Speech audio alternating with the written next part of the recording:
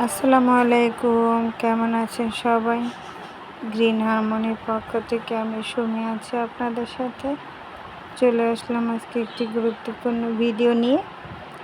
কোথাও যাবেন না, সঙ্গেই থাকবেন। প্লিজ একটা লাইক দিয়ে ভিডিওটি শুরু করবেন। আজকের ভিডিওতে আমি কথা বলবো পর্তুলিকাতে। এই যে গরমের সিজনে পর্তুলিকে কিন্তু অনেক ফুল ফোটে, অনেকের গাছে কিন্তু ফুল আসে না। তো এই জন্য কী করবেন আপনারা, সেই ছোট্ট একটা টিপস দিব। যখন ফুলগুলো আপনার ফুটবে, বিকাল টাইমে এরকম শুকিয়ে যাবে, ফুলগুলো এরকম ভেঙে ভেঙে দিবেন। এখনই বীজ রাখা যাবে না। দেখুন, এটার মধ্যে কিন্তু বীজ চলে আসছে, সেই বীজগুলো ভেঙে ফেলে দিতে হবে, না হলে কিন্তু গাছে ফুল আসা বন্ধ করে দিবে।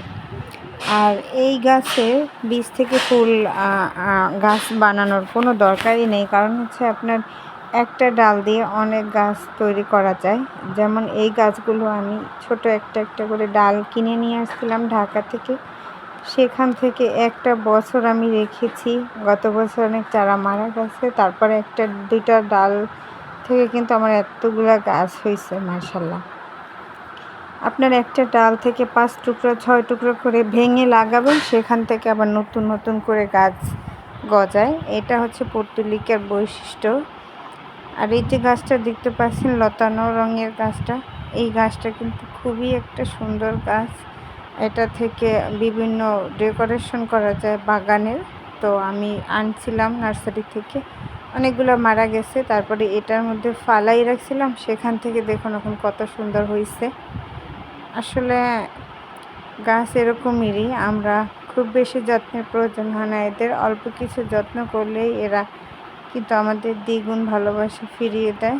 এবছর আমার গাছে খুব একটা বেশি ফুল আসেনি, কারণ আমার গাছ লাগানো হয়ে গেছে দেরিতে। তবে গাছগুলো খুব হেলদি আছে, খুব তাড়াতাড়ি আরও দ্বিগুণ পরিমাণে ফুল আসা শুরু করবে। দেখুন, মাশাআল্লাহ ভালো হচ্ছে গাছের।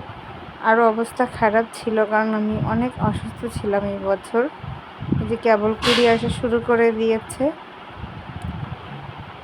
এটাই ছিল আজকের ছোট্ট টিপস। কেমন লেগেছে ভিডিওটা কমেন্ট করে বলবেন।